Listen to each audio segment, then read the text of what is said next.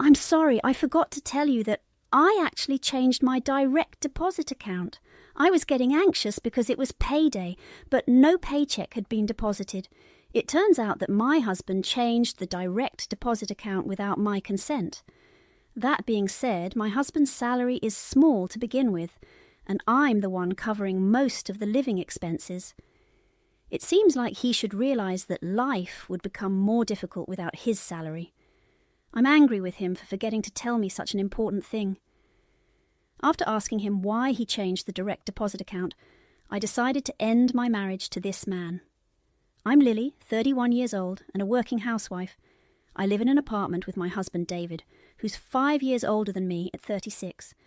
We met at a mixer, and at the time I thought David looked mature and would protect me if we got married. So we started dating.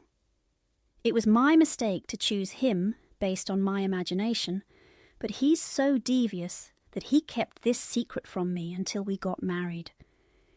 David can't control his desires. If he sees a watch he likes, he'll buy it right away, even if it costs $2,000.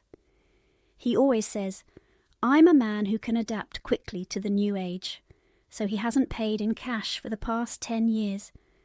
He rarely carries cash, and all payments are made by credit card. He's been living like this, constantly chased by payments.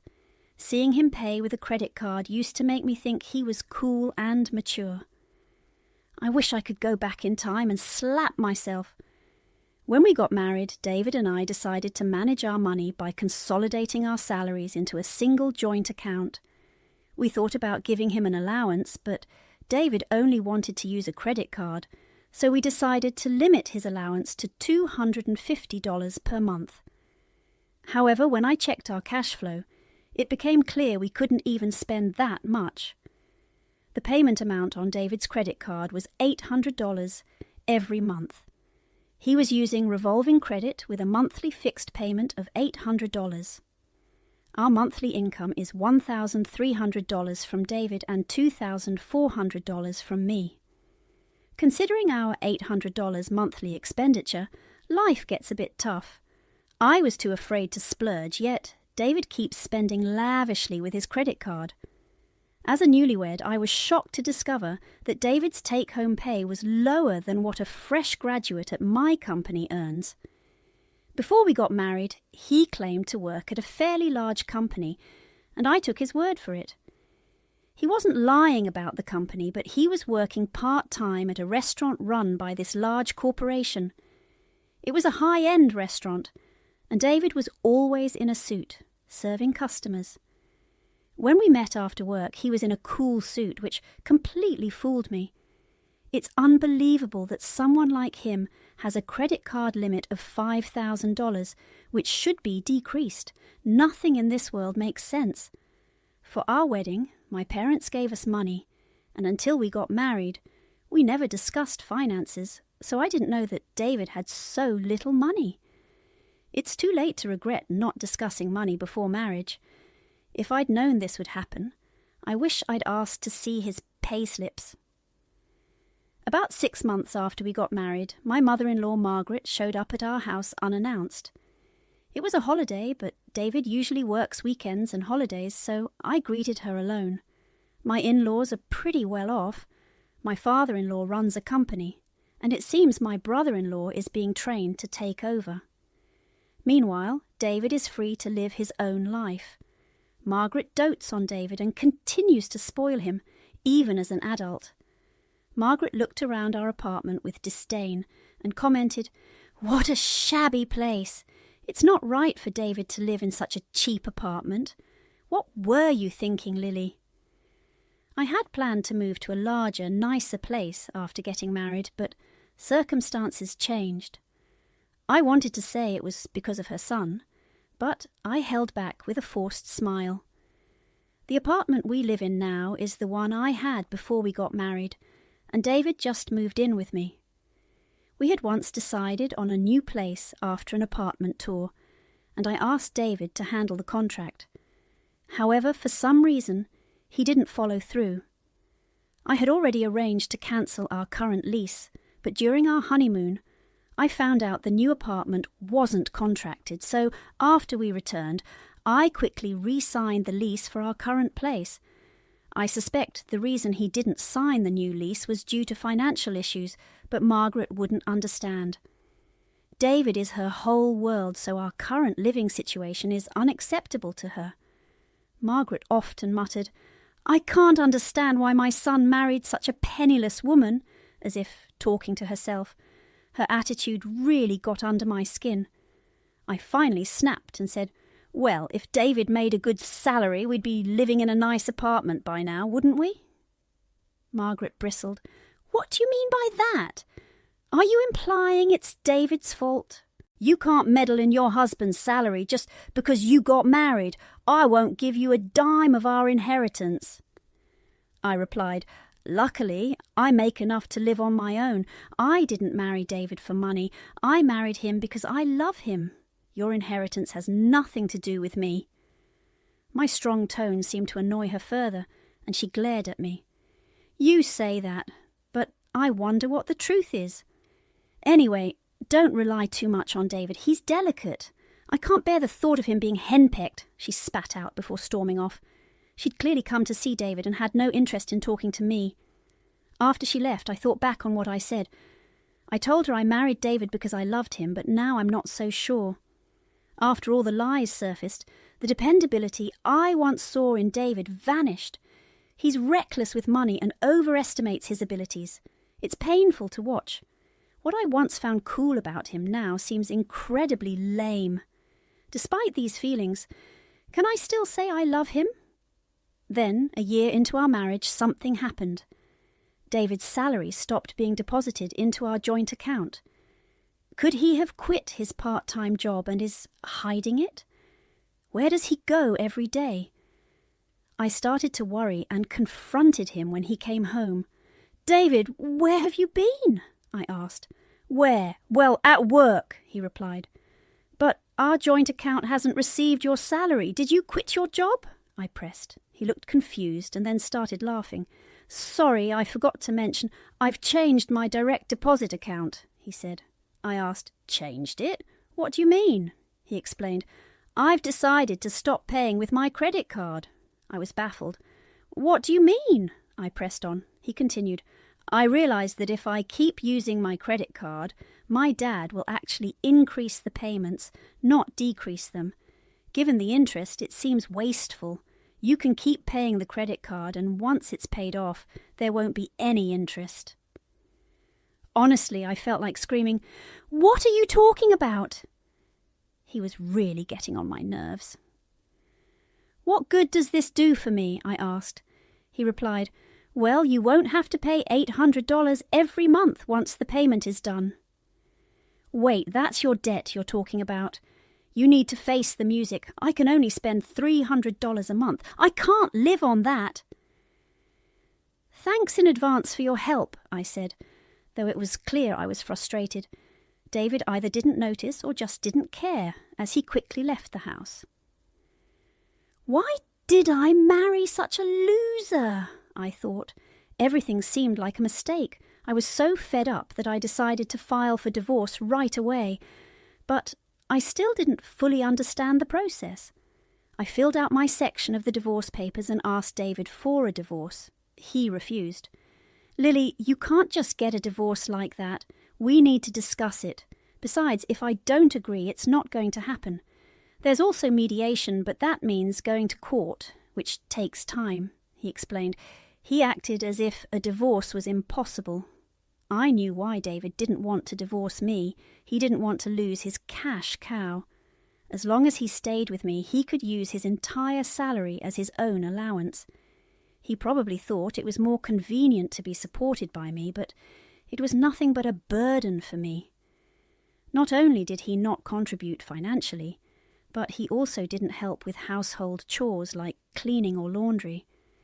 It felt absurd that I couldn't just divorce him easily. Did I really have to live with this person for the rest of my life? Overwhelmed and despairing, I kept myself busy with work and house chores. When was the last time I spent money on myself? Before marriage, I had many hobbies and enjoyed life. But now, it seemed I was doomed to be David's cash cow forever. He always seemed carefree, and just seeing his face made me uncomfortable. I started avoiding him and keeping my distance. 6 months after I first mentioned divorce, my mother-in-law, Margaret, showed up at our apartment. It was a holiday, but David happened to be home.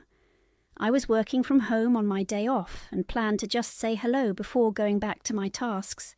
But as soon as I appeared, Margaret pointed at me and shouted, "What are you up to? What do you think you're doing with my David?" I was stunned.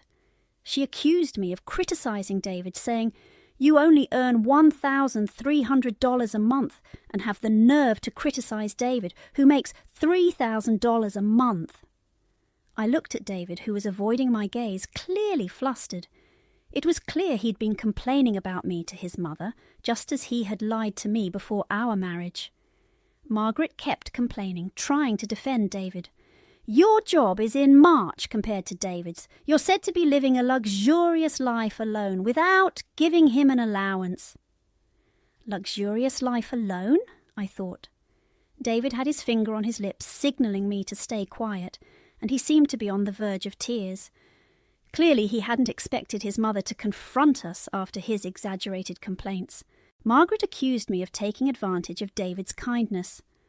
"That's the worst," she said, glaring at David. David, seemingly with no choice but to side with his mother, told me, "That's right, just get out." He made an apologetic gesture behind Margaret's back as she glared at me. I nodded and said, "I see, I understand. I guess a woman like me wasn't right for David. I'm sorry, I'll leave right away." "Oh, good, you understand," Margaret said. "But it's fine. I just wanted you to change your attitude toward David. You don't have to leave." "Is that so? Then I'll change my attitude," I replied. "But from now on, I'll be watching to make sure you don't mistreat him again." Feeling satisfied, Margaret left with a cheerful attitude, but I was left with a heavy sense of emptiness and sadness. I had been sacrificing myself to pay off David's debts. Why did I have to feel this way? Tears welled up in my eyes. Noticing my distress, David started to panic. "Lily, what's wrong? Are you okay?" "Does it look like I'm okay to you, David?" I snapped back. "I mean, sorry, I guess I exaggerated too much, or my mum misunderstood. If we show her we're getting along, she'll be reassured. Let's go together and show her." "I have some work left to do, so I'll get back to it," I said, retreating to my room. I opened my laptop and began researching law firms. Work seemed secondary now. I explained my situation online and sought advice on what to do next. I received various suggestions I hadn't considered before. I should have acted like this from the start. I couldn't help but blame myself for not divorcing sooner and enduring harsh words from my mother-in-law. But I couldn't dwell on regrets. I needed to focus on the future and never be under David's control again. Determined, I began preparing for the divorce. I lived my usual peaceful life, hiding my anger and my plans from David. When he wasn't around, I requested a quote from a moving company. I had already picked out my new place. I had been saving to marry, but now I didn't need to live in that cheap apartment anymore. By increasing my rent by about $180, I found many better options. Since I wasn't thinking about remarrying anytime soon, I chose a pet-friendly apartment. Living with a pet would be more comforting than living with David. Finally, moving day arrived. I had already sent smaller items to my new home, so the movers were only needed for the heavy furniture and appliances. I was completely fed up with David, who hadn't even noticed most of my things were gone. As I was busy with the move, David asked, "You seem busy. Is something wrong?" "Well, I'm thinking about moving," I said. "I haven't heard anything about this," he replied. "Of course, I didn't tell you," I said. "But you don't need to worry. I'm the only one moving out. You need to find a new place soon. I signed the lease for this apartment, so I've cancelled it." David finally understood the situation and clung to me. "Lily, I'm sorry. It's because I lied to my mum. Right? I won't lie again. Please forgive me." "This isn't about forgiveness," I said. "You always put your debts on me, lied about working for a big corporation, and deceived your mother, blaming it all on me. There's nothing good about being married to you, David. I can't stand it anymore. I'm getting a divorce. I'll have my lawyer contact you later." David stood there panicked and speechless, then suddenly started making calls. I wondered what he hoped to achieve. Consulting with someone now wouldn't change anything. About 10 minutes later, his mother arrived. Seeing the movers carrying out my belongings, she looked shocked. "Lily, who are these people? What's going on?" she demanded. I didn't feel like explaining, especially since it was clear David hadn't told her the truth. It would be a waste of time to explain everything. "I'm getting a divorce from your son and leaving this house," I said. "Ask David for more details about his job, his salary, his debt. After you find out everything, I expect an apology." Margaret tried to deflect, saying, "You're trying to blame David when it's all your fault. I was ready to forgive you if you apologized and changed your attitude." I ignored her completely. The movers finished their job, leaving only David's stuff behind. I grabbed my bag and headed for the door. "You better leave by the end of this month," I said to David with disgust, and walked out. As I started my car and began to drive away, David and his mother chased after me. Of course they couldn't keep up with a car. They stumbled and fell, their feet tangling in a comic display. I couldn't help but laugh. It was so satisfying to see them running clumsily, knowing they couldn't catch up. It had been a while since I laughed this hard. From now on, I decided to live for myself. Later, David apparently told his mother the truth, and she called to apologize. "I'm really sorry for what I've done," she said. "I didn't listen to you properly. Could you give me your new address so I can apologize in person?" "I should have told you the truth sooner," she admitted. "But I don't want you to know my address, so I can't give it to you." She added, "If you had told me about David sooner, this might not have happened." "I didn't think it would help. You would just call David and try to make peace," I said. Unable to tolerate my defiance, Margaret changed her tone. "How dare you? Don't get too cocky just because I'm being a bit humble. Did you just call to vent your frustration?" I decided there was no need for further discussion. "It's a waste of time," I said, and hung up the phone, blocking her number. Later I consulted my lawyer and successfully divorced David. The court granted the divorce on the grounds of David's faults, such as not covering living expenses and forcing me to pay his credit card bills. I received all our marital assets. Although David was initially entitled to a share, his father, furious upon learning of David's behavior, ordered that all the trouble David caused should be paid to me. Additionally, his father transferred the revolving payments I'd been making for David. I was surprised and grateful, as I thought I couldn't claim the revolving part since it was shared property. Margaret, who had always favoured David and tried to suppress me, was also reprimanded by her husband. After he told her to live with David, she moved into a run-down apartment similar to the one I used to live in. She eventually understood my hardship and called me from a public phone, crying and apologising. But I wasn't ready to forgive her. She should experience living with David for a while. As for David, it seems he exceeded his credit card limit and was banned from using it by his mother. His entire salary is now managed by her, and he's on an $80 monthly allowance. Despite this, he couldn't break his spending habits and borrowed money from a consumer finance company, sinking deeper into debt. Margaret is reportedly close to giving up on him too. I can't help but feel sorry for the people lending him money. As for me, I moved to a pet-friendly apartment and adopted a cute dog. The dog listens well and enjoys our walks, which is also good exercise for me. It feels like I've gained a new family member, and my life has become richer. My parents visit to see the dog, and I've made new friends through him. My everyday life is so much happier now than it was when I was married to David. For now, I plan to continue enjoying these peaceful, joyful days,